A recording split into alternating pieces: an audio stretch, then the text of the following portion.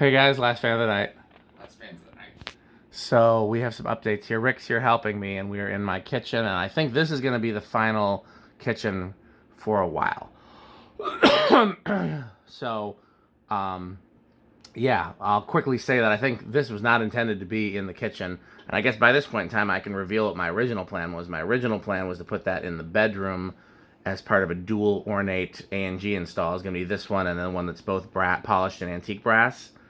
Put them across from each other, and that was my bedroom install. But I decided to try this down here first, which was a mistake. Well, that definitely hasn't been that bad before. That's much more blinky. It was such a mistake to try it down here because now I don't think I can move it because having the two. That's what I like is having the housing shapes that are the same. It's not even so much that they both have the same faceplate, but they both have the same profile. Similar canopies, similar down rods, same housing shape, same blade tip shapes. They're about the same size now. So this is like the fancier version of that, and that's the more powerful version of this. And yeah, this is going to be down here for the foreseeable future. If you've been following these videos, you know I've tried a lot of different blade options on this. And these are the blades that originally came with the A&G that was in Nia's kitchen in, I want to say Bristow, Virginia. I always mix up Bristow and Bristow. One was ending with an L and one ending with a W. And there's whatever the one is that's closer to DC. And then she also lived in Manassas, which is right next to Bristow. And so I get confused. But whichever one of those it is, I had that black and brass A&G in her kitchen there for the longest. And then it got, her brother shipped it here after she moved, but it got kind of foobarred in shipping. But I was able to save the blades. I was able to save all of it except the housing was pretty fucked. And I still have that somewhere. But I ended up putting the blades and irons on that one on the iFan that was in the museum for the longest time, the Bentley. And but that was not the correct blades and irons. And so I finally put two and two together and was like, wait a second, those would be the correct blades and irons for this. And I'm gonna have some cast to match that, so that motor that was in the museum will still have blades and irons. Yeah. So, I'll let Rick talk about that and talk about the other change. Anything you want to say about that? I really like these two together. I agree that the profile is similar, and I mean they complement each other really well. I mean, I agree. I've seen a couple different blade sets on this motor now, and I was skeptical at first, but honestly, I think these fit the bill really well. I like the kind of like how it like juts out. Yeah. Like that. I don't know. It just kind of fits well on this. Also, this is probably the closest thing that we have seen in recent years to what was in the Milwaukee Public Museum that Pete and I love. Right. It was definitely this housing shape, down rod and canopy, and probably these blades. I think it could have been a size smaller. I don't know if they made a size smaller, but the proportions look right. What I don't know was the bottom ornate or plain, was the sideband filigree or plain. But this is the profile of the famous Milwaukee Public Museum fan, so very excited to have that here. Sorry for interrupting. Go ahead, Rick. No, that's fine. Yeah, I mean that's pretty much all I was gonna say. It's really nice. Okay, well I'm gonna get the shot from over here. Well, that's the soup I should try before I go to bed. Yeah. So what's the other change, Rick? Yeah, that light's much more blinky. Yeah, I might need to change that start. The other change is we flipped this. We had this globe on there, which looked pretty good. It grew on me. The thing that bothered me about it is that it's a frosted shade versus some sort of amber, kind of like what we had here.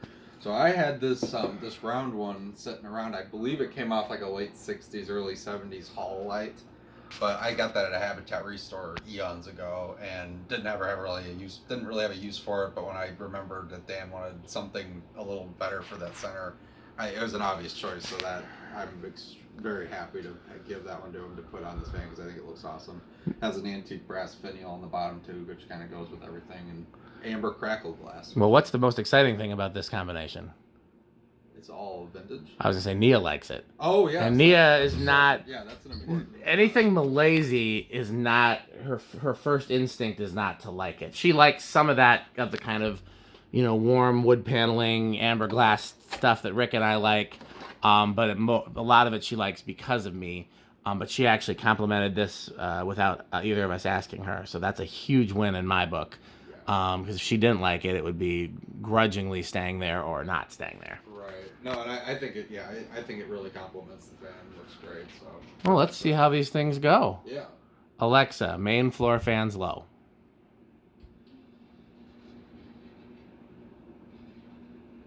That's the bird fan you're hearing rattling. Yeah, there's a 15-second delay. What it is so for 15 seconds, the ones that need a little bump at start come on first at a higher speed, and then at 15 seconds later. So the R&M, the bird fan, and this one all start a little higher, and then at 15 seconds, they come to regular, and then this one and the foyer fan kick on. Pretty well matched in those low speeds. That's a little faster.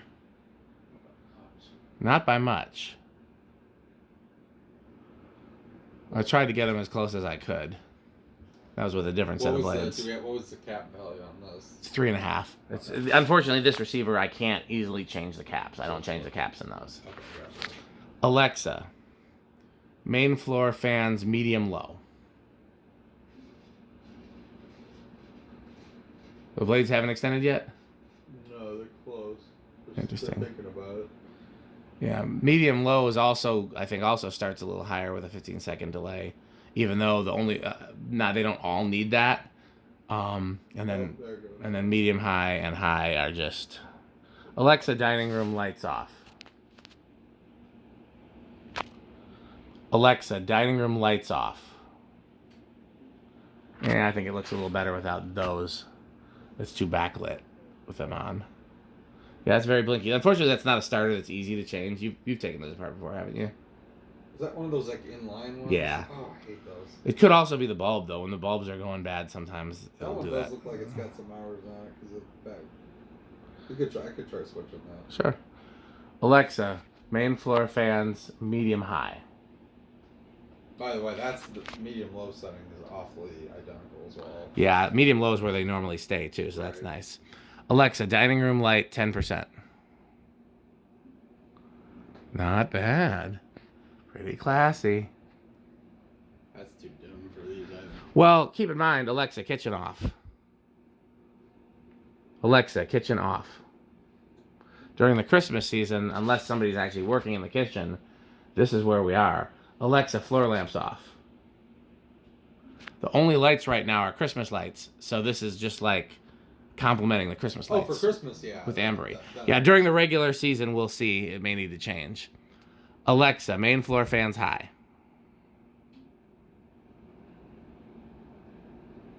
And then this is where we're seeing the speed difference. A little bit of a speed difference so there. that A&G has the same K63 that you find in a 52-inch K63. It's larger than most Casablancas have, yeah. Yes, the Casablanca is like the 36-inch. Okay.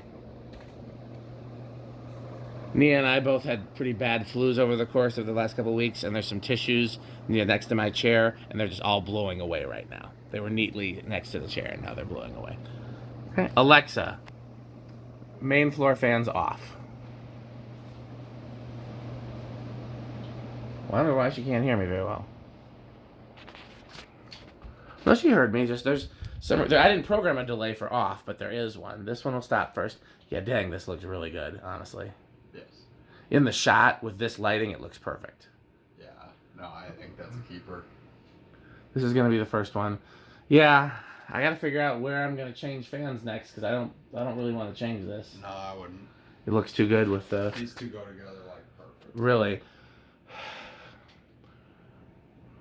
I still love how this actually does move some air even with those. Oh yeah. The see-through cane, you think that would really hurt. See-through cane and previously a gear drive. Yeah, this one's got a K55 in it.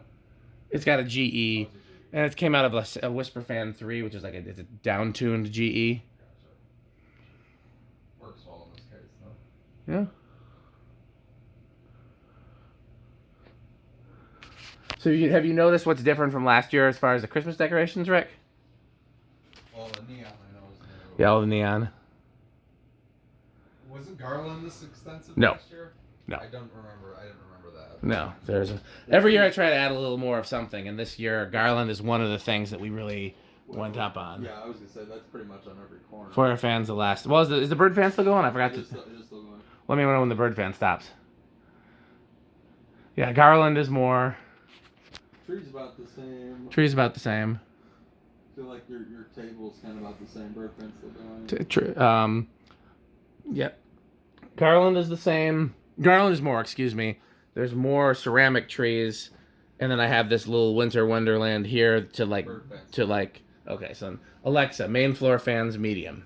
This is probably where we'll leave them. I have this little winter wonderland here to make the neon sign less garish. And there's, and like I said, there's more ceramic trees and more garland. And so where the garland is new, I'll talk about this in the updated Christmas tour, because it wasn't all here when I did the first Christmas tour. The ones around the doorways, door frames here, is new this year.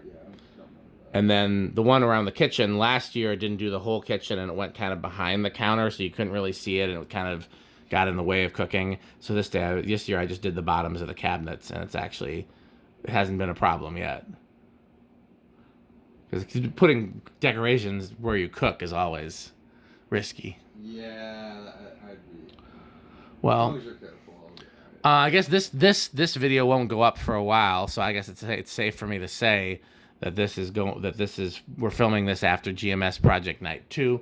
We have one GMS Project Night remaining.